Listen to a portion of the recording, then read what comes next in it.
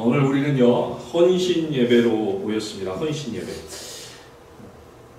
제가 말씀을 준비하면서요 헌신 예배 어떤 말씀을 전해드리면 좋을까 고민을 좀 많이 했습니다. 고민을 많이 했는데 어느 순간 이런 마음을 하나님 주세요. 그 헌신의 인물들 있잖아요. 성경에 있는 헌신의 인물들을 보면 공통점이 있더라는 거예요. 공통점. 근데 여러 가지 공통점 중에 제가 보게 된 이번에 제가 보게 된 공통점은 헌신에 앞서서 반드시 무엇이 나타나고 있냐면 회개가 나타납니다. 회개가 있다는 거예요.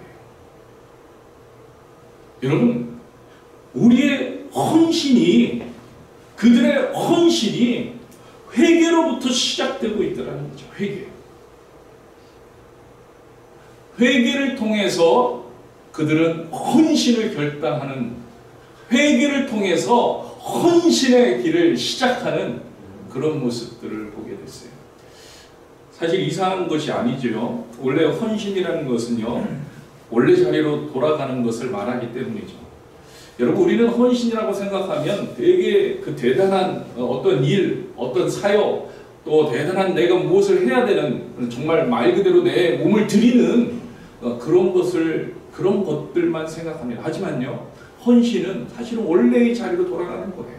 하나님께서 우리를 창조하셨을 때 우리를 두시고 우리에게 목적하심이 있으셨는데, 우리의 목적하신 대로 우리를 만드신 그 이유대로 서 있는 것. 여러분, 회개라는 게 뭡니까? 바로 그거잖아요. 하나님의 원하신 대로 서 있겠습니다. 하나님께서 뜻하시는 대로 서 있겠습니다. 하나님이 말씀하시는 대로 제가 가겠습니다. 이게 회개잖아요. 결국은요, 헌신은 회개로 시작하고 있었어요. 오늘 우리가 읽은 본문에는요, 이런 헌신에 대한 이야기가 나오고 있습니다. 하나님 앞에 회개하며 신앙 공동체를 세워나가는 그런 헌신의 이야기가 나오고 있다는 거죠. 여러분 잘 알고 계시듯이요, 에스라, 느헤미야, 여러분 많이 들어봤잖아요. 이게 동시대 사람입니다. 에스라, 느헤미야. 바벨론의 포로로 잡혀갔던 이스라엘 백성들이 예루살렘, 유다라고도 얘기할 수 있죠. 예루살렘 이곳으로 돌아오는 그 시기에 활동했던 사람들이 에스라, 느헤미야입니다. 그런데 여러분 생각해 보세요. 지금 바벨론으로 포로 갔었다고 그랬잖아요. 이스라엘 백성들이. 왜 포로로 갔습니까? 왜 포로로 가게 되었어요? 왜 멸망했기 때문에 포로로 간 거죠. 왜 멸망했습니까? 한마디로 말해서 불순종 때문이었어요. 죄 때문이었습니다. 여호와 하나님의 뜻에 대한 불순종이에요. 여러분, 수많은 선지자들을 보내가지고 여호와 하나님의 뜻에 따라야 한다는 메시지를 하나님께서 계속 주셨어요. 여러분, 구약을 다 읽어보셨으니까 알겠지만 계속 주셨어요. 아모스, 호세아 선지자를 보내가지고 북이스라엘 향해서 돌아오라, 너희가 돌아와야 된다, 회개하라는 선포를 주셨어요.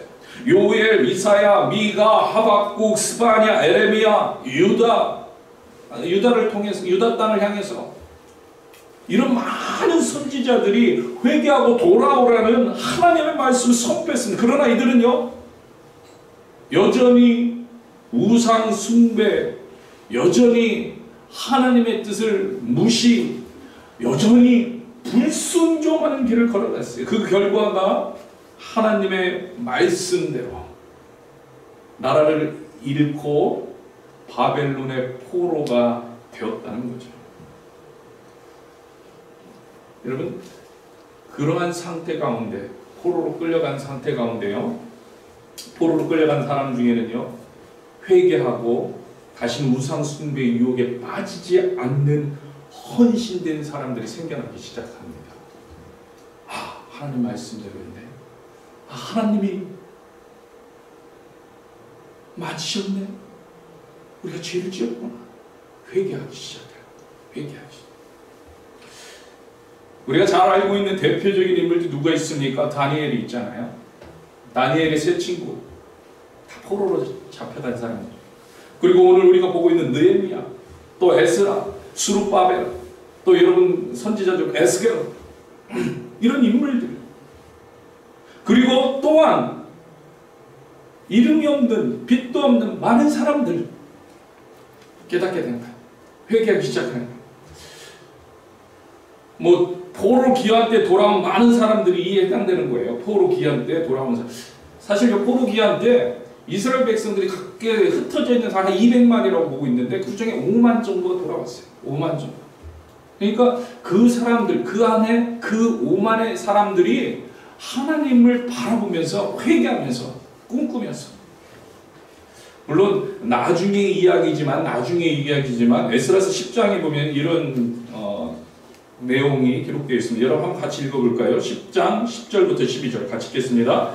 제사장 에스라가 일어나 그들에게 이르되 너희가 범죄하여 이방 여자를 아내로 삼아 이스라엘 죄를 더하게 하였으니 이제 너희 조상들의 하나님 앞에서 죄를 차복하고 그의 뜻대로 행하여 그 지방 사람들과 이방 여인을 끊어버리라 하니 12절 모든 회중이 큰 소리로 대답하여 이르되 당신의 말씀대로 우리가 마땅히 행할 것입니다. 여러분 아이러니하지만 포로 기간 중에 신앙적인 회복이 있고 되어지고 있다는 거예요. 되어지고 있다는 거예요. 신앙적인 도전이 있었습니다. 그리고 다시 신앙 공동체를 세워주겠다는 하나님의 약속을 믿었다. 그래서 이들은요 꿈꾸는 거예요. 꿈꾸는 거. 돌아가기. 다시 예루살렘에 돌아가서 하나님을 예배하게 되기를 꿈꾸는 거예요. 신앙 공동체를 다시 세우는 그런 꿈을 꾸는 거예요. 여러분 이것이 바로 헌신입니다. 여러분 이게 헌신이에요. 여러분 안에 꿈이 있습니까? 신앙 공동체에 대한 꿈. 여러분 개개인적인 꿈도 꿈이지만 신앙 공동체에 대한 꿈, 오늘날로 말하면 교회에 대한 꿈, 하나님 나라에 대한 꿈, 하나님의 약속을 붙잡고 나아가는 꿈. 여러분 여기에서 헌신이 시작됩니다.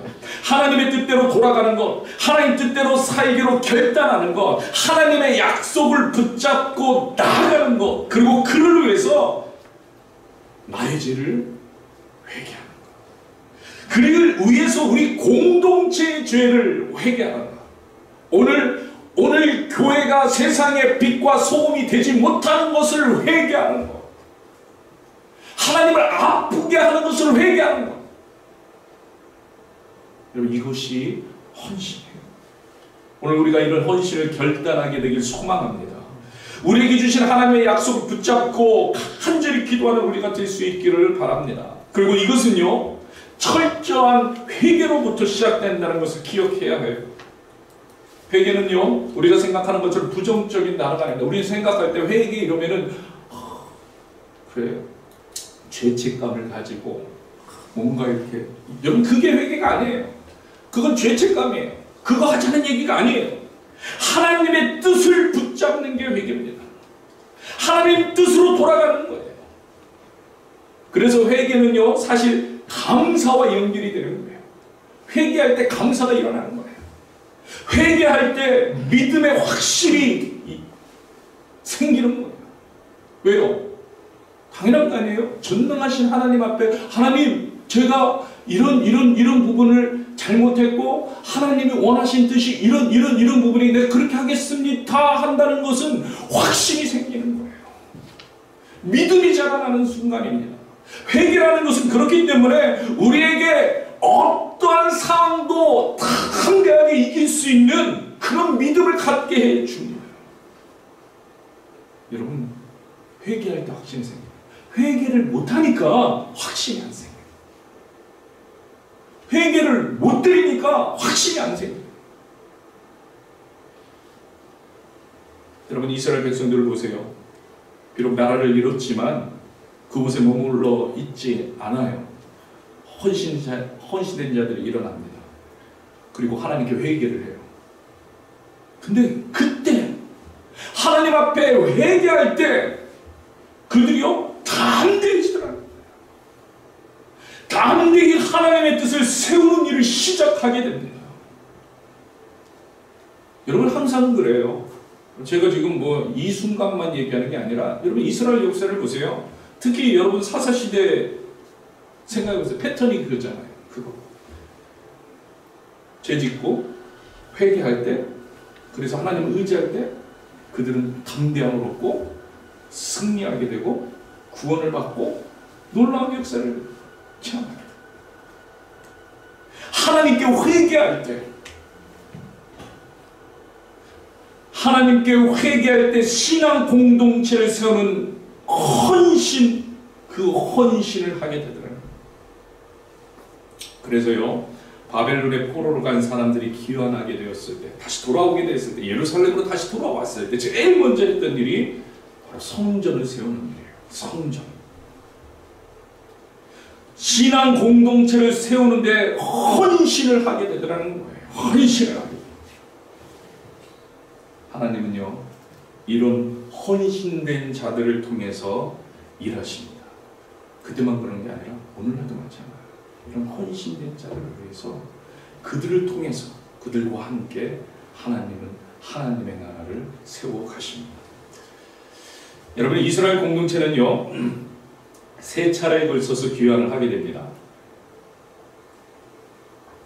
포로로 있던 바벨론의 포로로 있던 사람들이 세 차례에 걸쳐서 귀환을 하게 되는데 1차는 수룹바벨, 여러분 들어봤을 거예요. 수룹바벨의 인도하에서 BC 537년에 돌아오게 됩니다.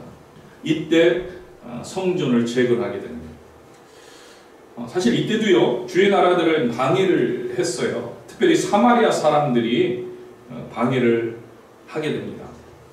그 속에서도 굳건하게 대항하면서 성전 재건에 성공합니다. 성전을 지은 거예요. 교회 우리를 말하면 이제 예배당을 지은 거죠. 성전을. 그런데요 안타깝게도 이런 신앙 공동체의 헌신이 얼마 못 갑니다.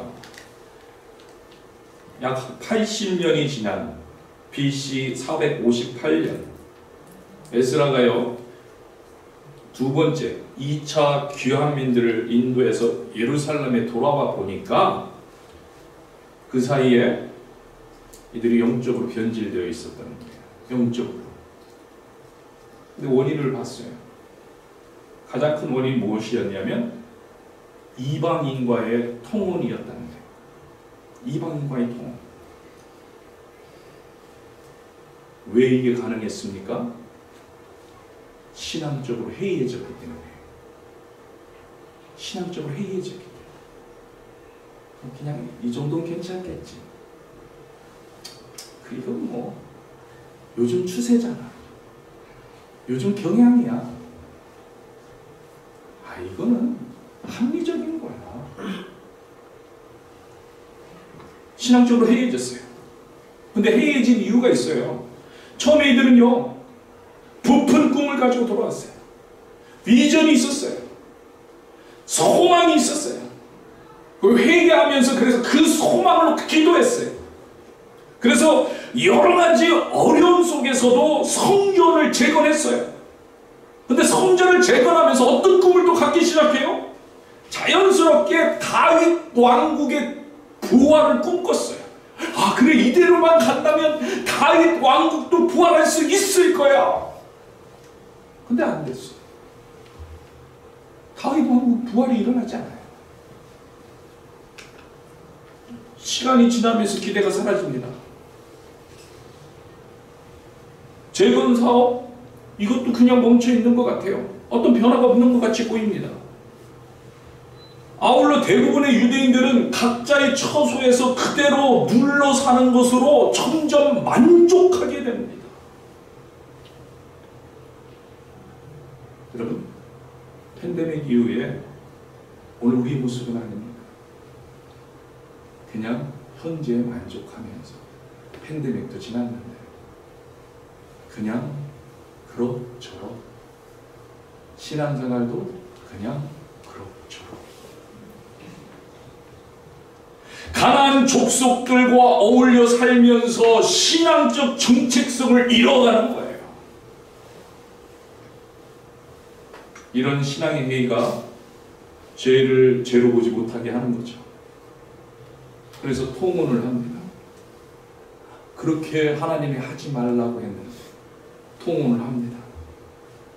바뀐 거예요. 이제 죄를 보는 개념이. 죄를 죄로 보지 못하니까 신앙 공동체를 향한 헌신이 약해지기 시작합니다. 하나님의 말씀이 약해진다는 거예요. 하나님 안에서의 담대함이 없어지는 거예요. 비전이 없어지는 거예요. 하나님을 믿는 믿음이 없어지는 거예요. 그래서 이때요, 그 유명한 에스라의 개혁운동이 시작되는 거예요. 에스라. 2차 귀한 자를 데리고 온 에스라, 그들을 보니 마음이 찢어집니다. 애통해하면서 개혁운동을 합니다. 에스라가 부통함을 느끼고 마치 자신이 죄를 지은 것처럼 겉옷을 찢고 머리털을 뽑으며 하나님 앞에 회개의 기도를 드렸다는 거예요. 여러분, 헌신은 여기에서 시작돼요. 여러분, 헌신은 여기에서 시작돼요. 에스라서 10장 1절 한번 보세요. 같이 읽겠습니다. 에스라가 하나님의 성전 앞에 엎드려 울며 기도하여 죄를 자복할 때에 많은 백성이 크게 통곡하며 이스라엘 중에서 백성이 남녀와 어린아이 큰 무리가 그 앞에 모인지라. 에스라가 하나님 전 앞에 엎드려 크게 울면서 죄를 자복할 때 많은 백성이 심히 통곡하며 죄를 자복하는 거예요. 그리고요, 어떤 현상이든 죄를 끌어내는 거예요. 죄를 끌어내는 거예요. 여러분, 바로 이곳에서 죄를 깨닫고 죄를 끌어내는 이곳에서 우리의 헌신은 시작돼요. 우리의 헌신. 죄를 고백하고 죄를 끊어낼 때 우리는 하나님의 말씀대로 살기를 결단할 수 있기 때문에 바로 여기가 헌신 시작. 그렇기 때문에요, 어쩌면 우리의 헌신은요 쉽지 않을 수 있어요. 쉽지 않을 수 있어요. 방해가 많아요. 여러분, 방해가 많아요. 생각해보세요. 성전을 재건한 이후에도 해이해질 수 있다는 거예요. 그들이 부푼 꿈을 가지고 와가지고 성전을 재건했어요. 그들이 헌신했어요. 그런데 그 이후에도 해이해질 수 있어요. 자신의 죄를 돌아보지 못하는 그 순간 우리는 영적으로 해이해지게 됩니다. 누구나 어느 순간이나 어떤 상황에서나 가능하다. 특별히요, 느헤미야가 돌아온 3차 때쯤에는요, 그 양상이 훨씬 심했어요. 이들의 신앙생활은요, 지금 이렇게 혼합주의적인 성격을 띠고 있었어요. 종교적으로도 또 도덕적으로도 해이해져 갑니다. 여러분, 이걸 아셔야 돼요. 종교적으로 해이해지면 반드시 도덕적으로 해이해지게 돼 있어요. 신앙 공동체가 무너지기 시작하면 반드시요 사회에 문제가 일어나기 시작해요. 그게 역사가 말해주는 거예요. 신앙 공동체가 썩어지기 시작하면요 반드시 사회가 썩어져요. 그러니까 말라기서나요, 또 느헤미야의 그 내용들에 보면요, 그 사실을 확인할 수 있는데, 말라기 1장에 보면요, 당시 제사장들이 백성들이 여호와께 드리려고 그러니까 성전에 제사 물들을 갖고 오는데, 근데 병들고 흠 있는 그런 짐승들을 바치는데 그것을 보면서도 제사장들이 지적하지 않았다. 지적하지 않았어요. 또 13장에 보면요, 말라기에 제사장들이 편파적으로 율법을 집행했다는 거예요. 그래서 백성들이 존경하지 않았다. 제사장을. 여러분, 마치 오늘날 모습과 같지 않습니까? 지적할 수 없어요. 말할 수 없어요. 그죠? 기분 나빠하잖아요. 뿐만 아니에요. 목회자 존경받지 못해요. 왜? 형편없는 목회자가. 제가 그래서 저는 잘한다. 아니요, 저도 형편없는 목회자.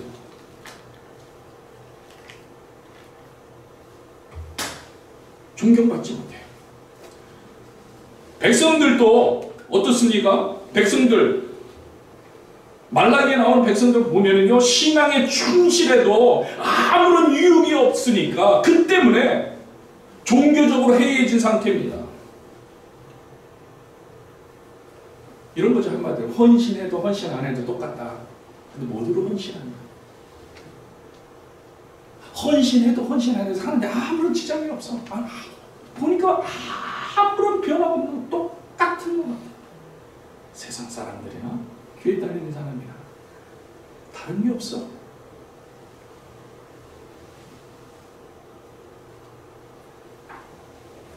오늘 내가 어떻게 그렇게 닮았는지 모릅니다.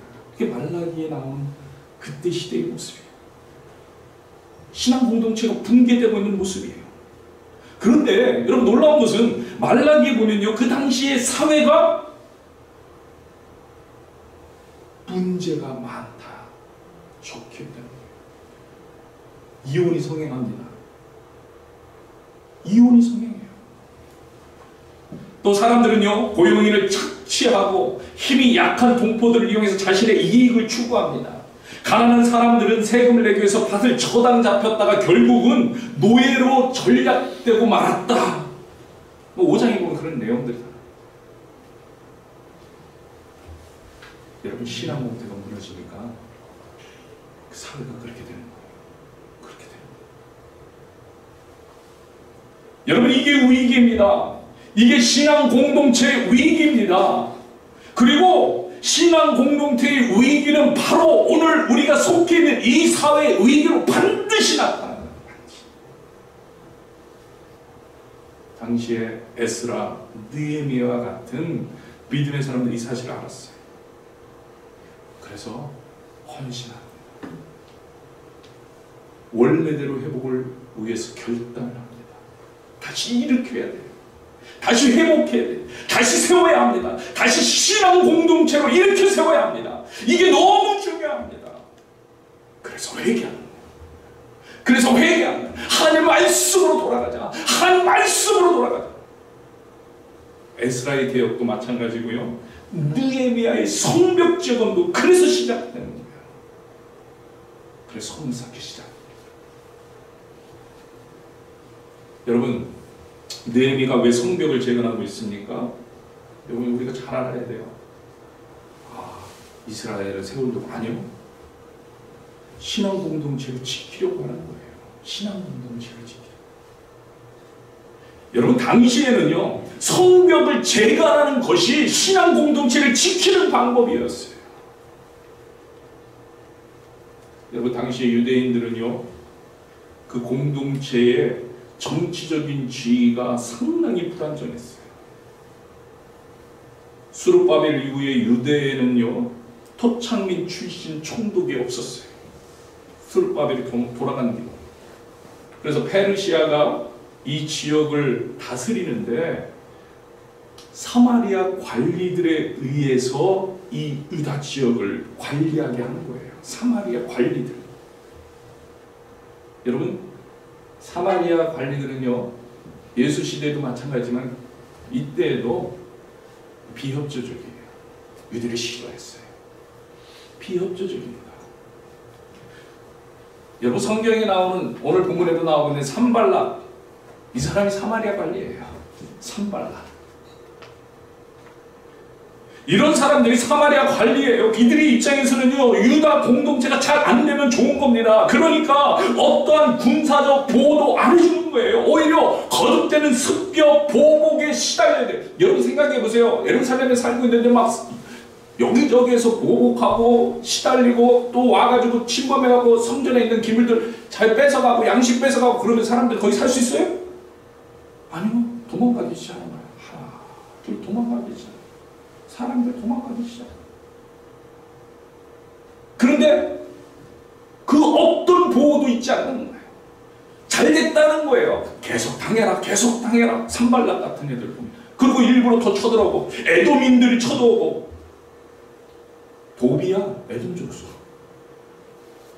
아랍인들이 계속해서 괴롭힘을 받게 되는 거예요. 그래서 이 공동체를 지키기 위해서, 보호하기 위해 성벽 재건을 하는 거예요. 성벽. 성벽을 쌓아야 되겠다. 성벽을 쌓아야 되겠다. 그래야 우리 신앙 공동체의 사람들을 지킬 수 있겠구나. 그러니까 사마리아 관리인들이 어떻게 생각해요? 그냥 믿을 수 없잖아요. 계속 뺏어먹어야 되는, 계속 침범해야 되는. 그러니까 거짓말로 왕에게 조서를 꾸렸어요. 이 사람들 반역하려고 합니다. 이 사람들 성벽 싸우면요 분명히 반역한다. 역사적으로 그렇지 않습니까? 반역한다. 왕이 그래서 금지를 시켰어요. 재건 중지해라. 재건 중지해라. 바로 이때, 이 순간에 이 느헤미야가 어디에 있었냐? 페르시아 궁정에서 왕의 술을 맡은 관리로, 고위 관리죠. 관리로 있었던 거예요. 느헤미야가 거기에서 이제 등장하기 시작합니다. 느헤미야가 이 사실을 다 들었어요. 사람들 침범하고 예루살렘 막 난리 나고 잡혀가고, 사마리아 관리들은 나 몰라라 하고, 그래가지고 성벽 재건하려고 했는데 준다. 그래갖고 막 비참한 생활을 하고, 그 얘기를 들은 거예요. 마음에 아픔이, 자기들이 동포를 향한, 또 하나님의 백성을 향한. 그래서 왕에게 나가기로 작정합니다. 왕에게 가서 예루살렘 성을 재건할 것을, 권한을 줄 것을, 그 권한을 가지고 자기가 갈 수 있게 하기를 간청하게 결심합니다. 여러분, 신앙 공동체를 세우기 위해서는요, 때로는 자신을 내어주는 헌신이 필요합니다. 여러분, 지금 느헤미야가 나 지금 잘 먹고 잘 살고 있으니까, 여러분 술 맡은 거는 지금 뭐 넘버 2, 넘버 3예요. 그 나라에서. 난 여기서 그냥 똥땅거리며 잘 살고 있으니까. 아니, 그럴 수 있잖아요. 그런데 헌신, 자기를 내어주고, 자기를 내어주고. 더군다나요, 지금 이 간청은요, 이미 왕의 칙령이 내려져 있는데 그것을 뒤집는 요구를 하는 거예요. 왕이 벌써 재건할 수 없다 칙령을 내렸는데 그것을 바꿔달라고 하는 상황이 돼요. 그건 뭐예요? 내 직 내놓고 나의 술 맡은 관원이라는 이 고관직을 내려놓는 거예요. 빼앗길 수 있는 거예요. 아니, 어쩌면 목숨까지도 위험할 수 있는 그런 상황. 이때 느헤미야는요, 자기 자신을 드리는 헌신을 결단하면서 이런 기도를 드립니다. 느헤미야 1장 보세요. 같이 읽겠습니다. 느헤미야 1장 4절에서 7절 같이 읽겠습니다. 내가 이 말을 듣고 앉아서 울고 수일 동안 슬퍼하며 하늘의 하나님 앞에 금식하며 기도하여 이르되, 하늘의 하나님 여호와, 크고 두려우신 하나님이여, 주를 사랑하고 주의 계명을 지키는 자에게 언약을 지키시며 궁유를 베푸신 주여 간구하나이다. 이제 종이 주의 종들인 이스라엘 자손을 위하여 주야로 기도하며 우리 이스라엘 자손이 주께 범죄한 죄들을 자복하오니 주는 귀를 기울이시며 눈을 여시사 종의 기도를 들으시옵소서. 나와 내 아버지의 집이 범죄하여 주를 향하여 크게 악을 행하여 주께서 주의 종 모세가 명령하신 계명과 율례와 규례를 지키지 아니하였다. 여러분, 헌신은요, 죄를 고백하는 만큼 하게 된다는 거예요. 느헤미야가요, 지금 하나님 앞에 기도를 하는데요, 전능하신 하나님, 존귀하신 하나님, 일을 이루실 하나님, 찬양합니다 하면서 자신의 죄를 나열합니다. 여러분, 이게 너무 중요해요. 우리는요, 우리의 죄를 볼 수 있을 때 전능하신 하나님을 알게 됩니다. 그래서 그 기도 안에 같이 그 내용이 있을 수밖에 없어요. 같이 역사될 수밖에 없어요. 하나님의 주권을 인정하며 하나님의 다스림을 고백할 수 있을 때, 사실 그때가 사실 우리는 우리 개인을 볼 때 우리의 죄됨을 고백할 때랍니다. 바울이요, 그의 사형 말기에 이런 고백을 합니다. 나는 죄인 중에 괴수입니다. 그런데 이때 바울은요, 더욱더 담대해집니다. 자기의 고백은 나는 죄인 중에 괴수입니다. 하찮은 자입니다. 찌꺼기 같은 사람입니다. 그런데 그 고백 뒤에 더 큰 담대함과 더 큰 능력이,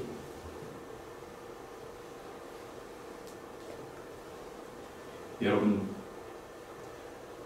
작은 불순종에도요, 작은 죄도요, 가볍게 여기지 마시기 바랍니다. 죄는요, 우리를 불안하게 만듭니다. 죄는요, 우리를 담대하지 못하게 만듭니다. 죄는요, 우리를 흔들리게 만듭니다. 죄는요, 자꾸 세상을 바라보게 만들고요, 죄는요, 하나님의 약속 붙잡지 못하게 합니다. 그래서 하나님께 나아가지 못하게 합니다. 헌신하지 못하게 합니다. 여러분, 오늘 본문 보세요.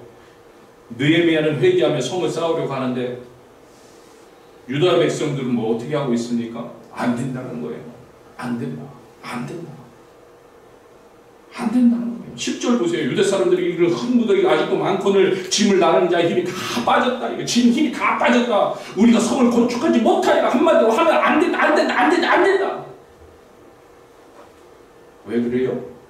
회개하지 못하니까 그런 거예요. 내가 하려고 하니까. 하나님의 뜻, 하나님의 능력을 의지하지 못하니까. 그런다. 회개하는 자, 그래서 통회하는 자, 그래서 하나님 불쌍히 여겨달라고 기도할 수 있는 자, 금식할 수 있는 자, 그런 자는요, 오히려 힘을 얻더라고요. 할 수 있다! 할 수 있다! 그래서 14절에 뭐라고 합니까? 14절, 우리가 14절만 읽고 우리 말씀 마치겠습니다. 같이 읽겠습니다. 내가 돌아본 후에 일어나서 귀족들과 만장들과 남은 백성에게 말하기를 너희는 그들을 두려워하지 말고 지극히 크시고 두려우신 주를 기억하고 너희 형제와 자녀와 아내와 집을 위하여 싸우라! 아멘! 아멘! 아멘! 자신을 가지라는 그 얘기를 어떻게 가능해요? 전능하신 하나님 그 앞에 무릎 꿇고 전능하신 하나님을 알고 만나고 있기 때문에, 그래서 나는 회개할 게 투성이지만, 나는 정말 나약한 인간이지만 그 하나님이 나와 함께 하심을 알기에, 여러분 회개한다는 게 그 자체예요. 그거예요. 회개한다는 게 그 하나님을 바라볼 수 있는 거잖아요. 그래, 담대히 선포하세요. 이 시간에 우리 찬양합시다. 우리 찬양하는데요, 원하고 바라고 기도합니다.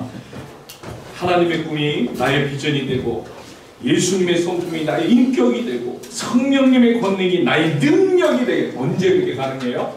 주님 앞에 무릎 꿇을 때, 주님을 높여드릴 때, 나는 죄인입니다 고백할 때, 그리고 하나님 원하시는 대로, 하나님 인도하시는 대로 가겠습니다, 하나님 뜻대로 살겠습니다 선포할 때, 그때 하나님께서 놀라운 일을 우리에게 이루실 것입니다. 우리 같이 찬양합시다.